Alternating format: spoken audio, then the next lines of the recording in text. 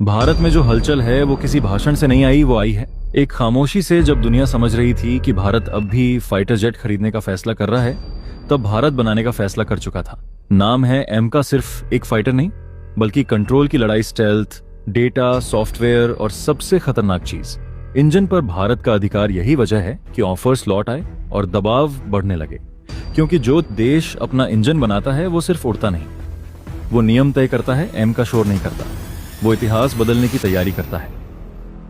भारत के भीतर इस समय जो हलचल महसूस की जा रही है वह किसी टीवी डिबेट की उपज नहीं है, न किसी लीक हुए बयान का नतीजा और न ही किसी चुनावी मंच से उछला हुआ नारा है। यह हलचल दरअसल उस खामोशी से पैदा हुई है जो सिर्फ तब होती है जब कोई देश बहुत बड़ा फैसला ले चुका होता है और दुनिया को जानबूझकर अंधेरे में रखा जाता है, क्योंकि असली ताकत अक्सर शोर नहीं करती, वह काम करती है।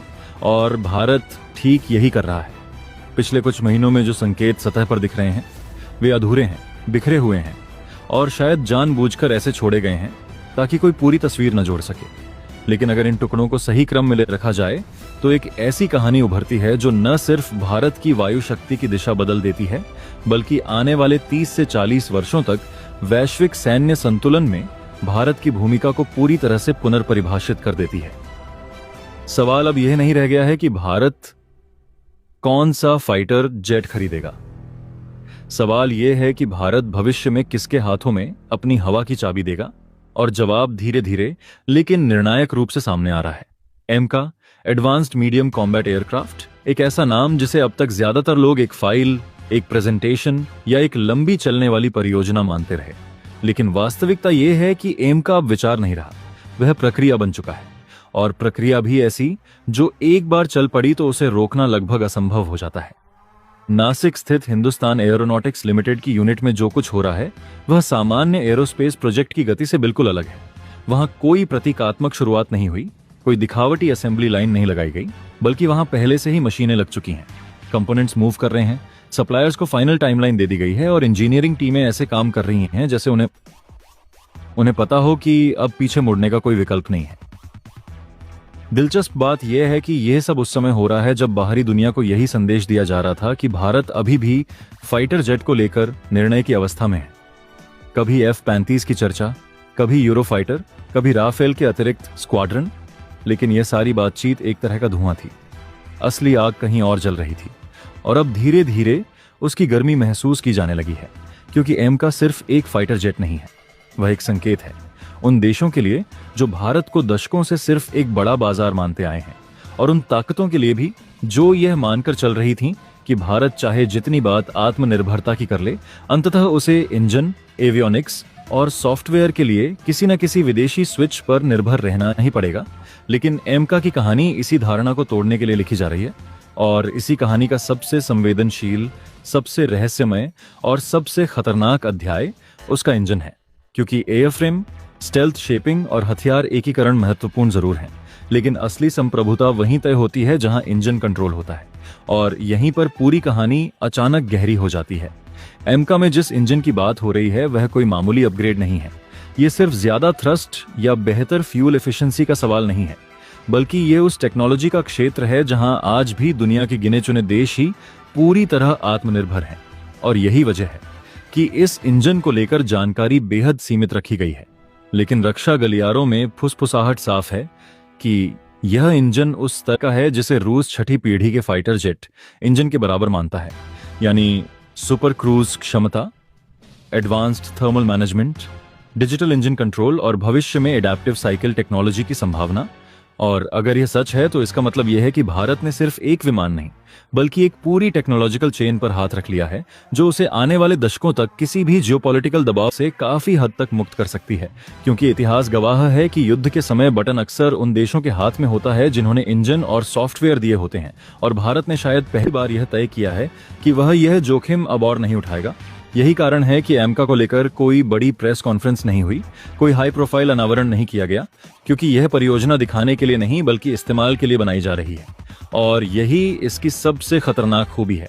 दुनिया को तब झटका लगता है जब उसे पता चलता है कि खेल शुरू होने से पहले ही बोर्ड बदल दिया गया था, और एमका के साथ ठीक यही हो रहा है। एक तरफ वैश्विक शक्तियां अपने अपने 5वीं और 6ठी पीढ़ी के कार्यक्रमों में उलझी हुई हैं, लागत बढ़ रही है, समय सीमा खिसक रही है और राजनीतिक दबाव बढ़ रहा है। दूसरी तरफ भारत बिना शोर मचाए एक ऐसा प्लेटफॉर्म खड़ा कर रहा है जो न सिर्फ उसकी जरूरतों के हिसाब से डिजाइन किया गया है, बल्कि उसकी रणनीतिक सोच का विस्तार भी है।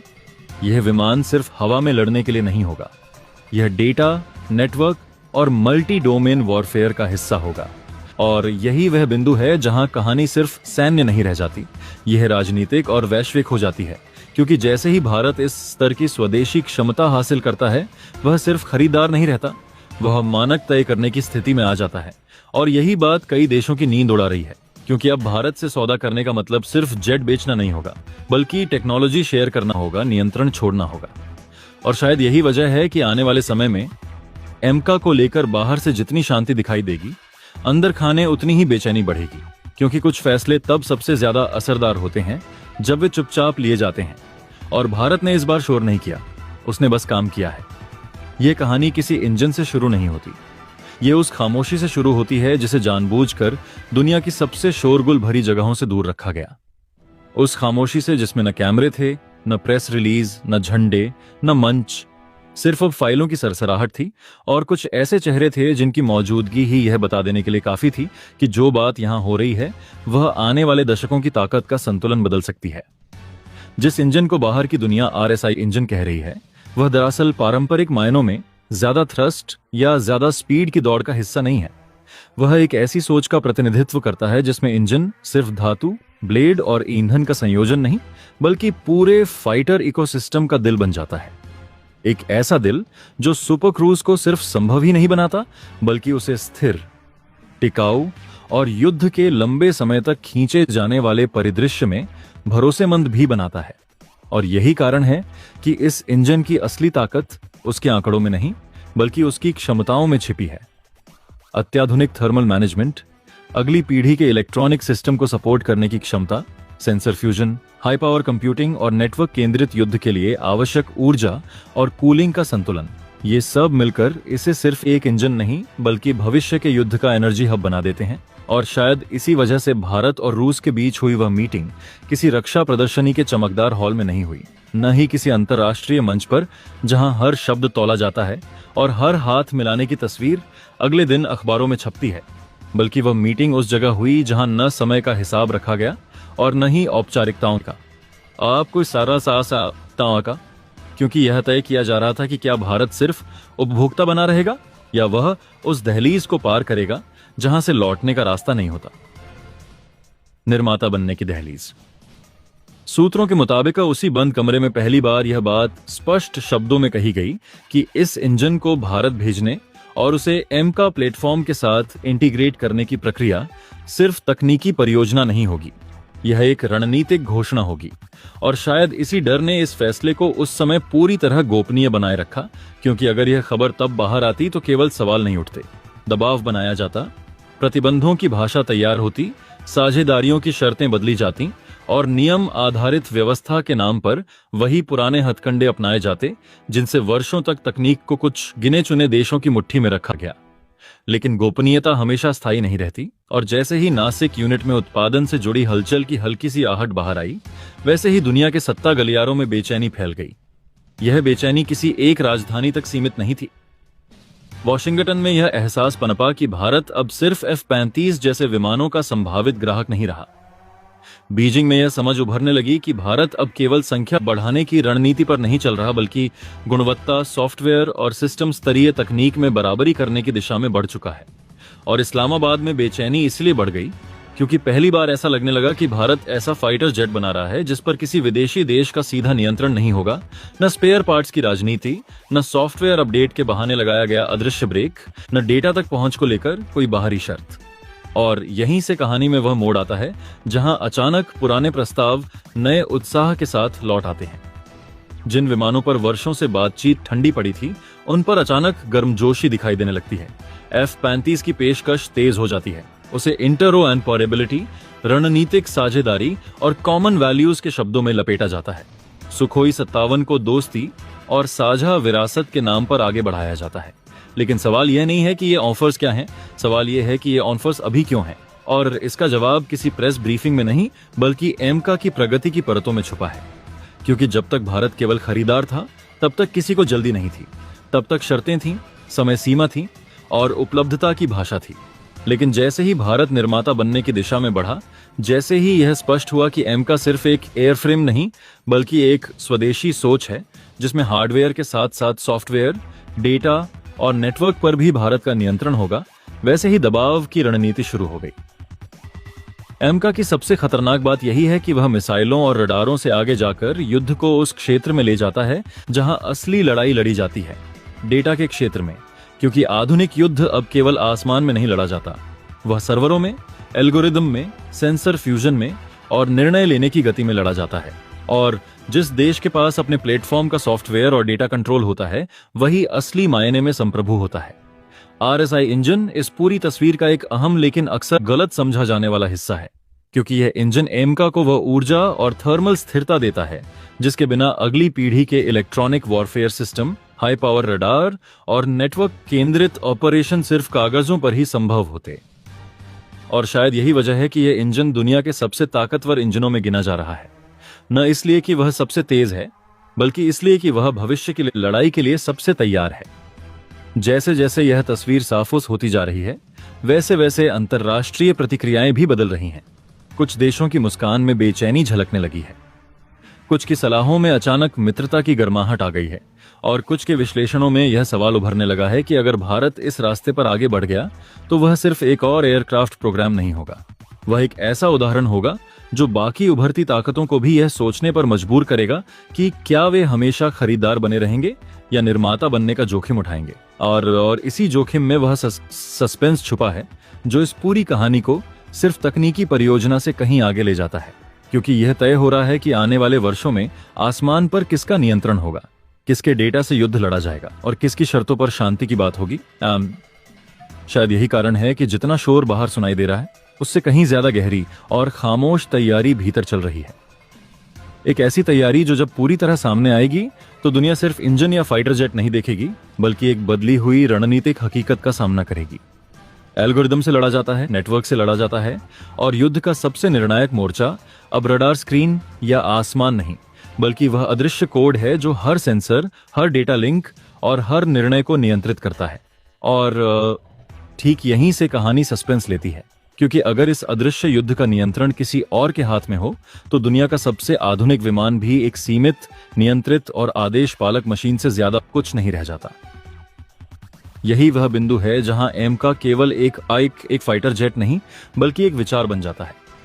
एक ऐसा विचार जो भारत को उस स्थिति से बाहर निकालने की कोशिश कर रहा है जहां वह दशकों से खड़ा रहा, उपयोगकर्ता की कतार में, और उसे डिजाइनर, आर्किटेक्ट और अंततः निर्माता की पंक्ति में लाकर खड़ा करना चाहता है। लेकिन यह परिवर्तन जितना शक्तिशाली है उतना ही असहज करने वाला भी। और शायद इसी वजह से यह प्रोजेक्ट उन कई ताकतों के लिए बेचैनी का कारण बन चुका है जो दुनिया को केवल हथियारों की बिक्री के बाजार के रूप में देखती हैं। क्योंकि एम का हथियार नहीं, नियंत्रण मांगता है, वह कोड मांगता है, वह निर्णय स्वतंत्रता मांगता है, और यही वह मांग है जो वैश्विक शक्ति संतुलन की नींव को हिला सकती है। डकोटा, हरिनारायण जैसे रणनीतिक दिग्गज बहुत पहले ही यह चेतावनी दे चुके हैं कि विदेशी फाइटर जेट्स तात्कालिक ताकत तो देते हैं, अखबारों की सुर्खियां बनाते हैं, परेड में गर्व का क्षण देते हैं, लेकिन लंबे समय में वे रणनीतिक निर्भरता पैदा करते हैं। एक ऐसी निर्भरता जो युद्ध के पहले दिन नहीं बल्कि निर्णायक दिन सामने आती है, जब किसी सॉफ्टवेयर अपडेट, किसी ब्लैक बॉक्स एल्गोरिदम या किसी रिमोट लॉक की वजह से पूरी वायु शक्ति एक अदृश्य दीवार से टकरा जाती है। और इतिहास इसका गवाह है। मिग आए, मिराज आए, जैगुआर आए, हर बार ताकत बढ़ी, हर बार क्षमता में छलांग लगी, लेकिन तकनीक हाथ में नहीं आई, आत्मा हाथ में नहीं आई, और हर बार किसी न किसी स्तर पर यह एहसास भी साथ आया कि अंतिम स्विच कहीं और है, अंतिम अनुमति किसी और की है। एमका उसी अधूरी कहानी को पूरा करने की कोशिश है, और शायद यही वजह है कि इस पर काम करने वाले लोग इसे केवल एक एयरोस्पेस प्रोजेक्ट नहीं बल्कि सभ्यतागत संक्रमण मानते हैं, क्योंकि यह भारत को उस मानसिकता से बाहर निकालने का प्रयास है जहां वह कहता था हमें क्या चाहिए, और उसे उस स्थिति में लाने का प्रयास है जहां वह कह सके हम क्या बनाएंगे। और यही अंतर भविष्य तय करता है। नासिक में जिस रफ्तार से काम चल रहा है वह सतही नजर से देखने पर केवल एक औद्योगिक गतिविधि लग सकती है। Hanger, assembly line, test rig, लेकिन अगर कोई थोड़ा गहराई से देखे तो उसे वहां एक अलग तरह की चुप्पी महसूस होगी। एक ऐसी चुप्पी जो केवल गंभीर निर्माण के दौर में होती है, जब प्रयोग का रोमांच खत्म हो चुका होता है और जिम्मेदारी का बोझ शुरू हो जाता है, क्योंकि अब हर गलती केवल एक फेलियर नहीं बल्कि एक रणनीतिक जोखिम होती है। और शायद यही कारण है कि एमका पर काम बेहद सीमित दायरे में किया जा रहा है। हर जानकारी साझा नहीं की जा रही, हर अपडेट सार्वजनिक नहीं किया जा रहा, क्योंकि यह केवल एक प्रोजेक्ट नहीं बल्कि एक रणनीतिक संपत्ति है। और रणनीतिक संपत्तियां शोर में नहीं, सन्नाटे में बनती हैं। सस्पेंस यहीं से और गहरा हो जाता है, क्योंकि जब दुनिया किसी प्रोजेक्ट के बारे में कम जानती है तो कल्पनाएं ज्यादा तेज दौड़ती हैं। क्या भारत वास्तव में ऐसा प्लेटफॉर्म बना पाएगा जो पूरी तरह स्वदेशी सेंसर फ्यूजन, स्वदेशी मिशन कंप्यूटर और स्वदेशी युद्ध एल्गोरिदम पर आधारित हो? क्या यह विमान केवल स्टील्थ आकृति तक सीमित रहेगा या इसके भीतर का दिमाग भी उतना ही खतरनाक होगा? क्या यह केवल आसमान में दिखने वाला प्रतीक बनेगा या नेटवर्क सेंट्रिक वॉरफेयर के अदृश्य जाल में एक स्वायत्त नोड की तरह काम करेगा? इन सवालों के जवाब अभी कागजों, सिमुलेशन और बंद कमरों में छिपे हैं, और शायद यही छिपाव इस कहानी को थ्रिलर बना देता है। क्योंकि अगर एमका अपने तय ट्रैक पर आगे बढ़ता रहा, अगर इसकी समय सीमा और तकनीकी लक्ष्य धीरे धीरे साकार होते रहे, तो आने वाले समय में भारत उन चुनिंदा देशों की कतार में खड़ा होगा जो केवल फाइटर जेट उड़ाते नहीं बल्कि यह तय करते हैं कि वह जेट कब, कैसे और किस नियम से लड़ेगा। और यह बदलाव केवल सैन्य नहीं बल्कि राजनीतिक और मनोवैज्ञानिक भी होगा, क्योंकि तब किसी सौदे की मेज पर भारत केवल ग्राहक नहीं बल्कि बराबरी का खिलाड़ी होगा। और शायद यही वह क्षण होगा जब दुनिया को यह एहसास होगा कि यह कहानी केवल एक विमान की नहीं थी, यह नियंत्रण की कहानी थी, धैर्य की कहानी थी और उस सस्पेंस की कहानी थी जो वर्षों तक चुपचाप हैंगरों में पलता रहा, ताकि एक दिन आसमान में उठते ही वह केवल ध्वनि की दीवार नहीं बल्कि इतिहास की दीवार भी तोड़ सके। जिस क्षण भारत ने यह संकेत देना शुरू किया कि वह अगली पीढ़ी की वायु शक्ति केवल खरीदने वाला नहीं बल्कि परिभाषित करने वाला बनना चाहता है, उसी क्षण खेल के नियम चुपचाप बदलने लगे। क्योंकि यह केवल एक लड़ाकू विमान की कहानी नहीं थी, यह उस मानसिकता के टूटने की कहानी थी जिसमें भारत को हमेशा किसी न किसी अनुमति, किसी न किसी लाइसेंस, किसी न किसी सप्लाई चेन और किसी न किसी सॉफ्टवेयर अपडेट के इंतजार में रखा गया था। और यही कारण है कि एमका, एडवांस्ड मीडियम कॉम्बैट एयरक्राफ्ट, आज सिर्फ एरोनॉटिक्स की उपलब्धि नहीं बल्कि एक रणनीतिक चुनौती बन चुका है। यह चुनौती उन सभी शक्तियों के लिए है जो दशकों से वैश्विक आसमान को अपने नियमों से चलाती आई हैं। क्योंकि जिस दिन भारत अपने स्टेल्थ, अपने इंजन, अपने सेंसर, अपने मिशन कंप्यूटर और अपने सोर्स कोड पर पूर्ण नियंत्रण पालेगा, उस दिन भारत पर न कोई सप्लाई चेन का दबाव काम करेगा, न कोई प्रतिबंध प्रभावी होगा, न कोई एंड यूजर एग्रीमेंट उसकी रणनीति तय करेगा, और न ही किसी विदेशी सर्वर पर बैठा अपडेट बटन यह तय करेगा कि भारतीय वायुसेना कब और कैसे उड़ान भरेगी। यही वह बिंदु है जहां कहानी साधारण रक्षा परियोजना से निकलकर भू राजनीतिक थ्रिलर में बदल जाती है। और संयोग से ठीक इसी बिंदु पर अंतरराष्ट्रीय प्रतिक्रियाओं की श्रृंखला शुरू होती है। क्योंकि जैसे ही नासिक में एमका के प्रोडक्शन लाइन और स्वदेशी आरएसआई इंजन से जुड़ी खबरें रणनीतिक गलियारों से निकलकर खुले मंच पर आईं, वैसे ही वैश्विक ताकतों के रडार सक्रिय हो गए। फाइलें खुलने लगीं, पुराने प्रस्तावों पर जमी धूल झाड़ दी गई और बंद हो चुके चैनलों में अचानक हलचल पैदा हो गई। और यह कोई संयोग नहीं था, ये एक रिफ्लेक्स एक्शन था, एक डर से उपजा हुआ प्रतिक्रिया तंत्र। सबसे पहले अमेरिका में हलचल दिखी, वही अमेरिका जो वर्षों तक भारत को महत्वपूर्ण लेकिन सीमित साझेदार मानता रहा, वही अमेरिका जिसने हर अत्याधुनिक प्लेटफॉर्म के साथ सॉफ्टवेयर लॉक, मिशन डाटा प्रतिबंध और ऑपरेशनल सीमाएं जोड़ी, वही अमेरिका जो तकनीक साझा करने की बात तो करता रहा लेकिन निर्णायक नियंत्रण कभी हाथ से नहीं जाने दिया। अचानक उसी अमेरिका की भाषा बदली, टोन बदला और भारत को कोर स्ट्रैटेजिक पार्टनर कहकर पेश किया जाने लगा। F-35 की बंद फाइलें फिर से टेबल पर रखी गईं। डील को तेज करने की बातें शुरू हुईं, लॉबिंग बढ़ी, थिंक टैंक लेखों में भारत अमेरिका एरोस्पेस सहयोग को अवसर की खिड़की कहा जाने लगा। लेकिन असली सवाल यह नहीं था कि F-35 अच्छा विमान है या नहीं, क्योंकि वह है। असली सवाल यह था कि यह जल्दबाजी अभी क्यों, और इसका जवाब तकनीकी नहीं बल्कि रणनीतिक था। क्योंकि अमेरिका को यह साफ दिखने लगा था कि अगर भारत ने एमका को पूरी तरह अपने नियंत्रण में विकसित कर लिया, अगर भारत ने engine, avionics, stealth coating, sensor fusion और एआई आधारित युद्ध प्रणाली पर आत्मनिर्भरता हासिल कर ली, तो आने वाले दशकों में भारत अमेरिकी प्लेटफॉर्म्स पर निर्भर नहीं रहेगा, और यही निर्भरता अब तक अमेरिकी प्रभाव की सबसे बड़ी ताकत रही है। F-35 के साथ एक सच्चाई जुड़ी है जिसे अक्सर ब्रोशर में नहीं लिखा जाता। उसका सॉफ्टवेयर, उसका मिशन डाटा, उसके अपग्रेड और यहां तक कि कई ऑपरेशनल पैरामीटर निर्माता देश के नियंत्रण में रहते हैं। यानी युद्ध के मैदान में भी एक अदृश्य रिमोट कंट्रोल मौजूद रहता है। और भारत जैसे देश के लिए, जिसकी रणनीतिक प्राथमिकताएं कभी अमेरिका, कभी रूस, कभी क्षेत्रीय हालात से टकराती रही हैं, यह स्वीकार्य स्थिति नहीं हो सकती। यहीं पर एम का एक विमान से आगे निकल जाता है और एक संदेश बन जाता है। यह संदेश कि भारत अब केवल नियम मानने वाला नहीं, बल्कि नियम बनाने की आकांक्षा रखता है। और यही संदेश कई राजधानियों में असहजता पैदा करता है, क्योंकि अगर भारत आसमान में स्वतंत्र हो गया तो जमीन पर दबाव बनाने के सारे पुराने उपकरण कमजोर पड़ जाएंगे। इसी बीच यूरोप की तरफ से भी हलचल दिखाई देती है। फ्रांस अपनी साझेदारी को और गहरा करने की बात करता है। तकनीक हस्तांतरण की भाषा थोड़ी नरम पड़ती है। जर्मनी और ब्रिटेन को डेवलपमेंट जैसे शब्दों को फिर से जीवित करते हैं, लेकिन हर प्रस्ताव के पीछे एक सवाल छिपा होता है, कंट्रोल किसका रहेगा।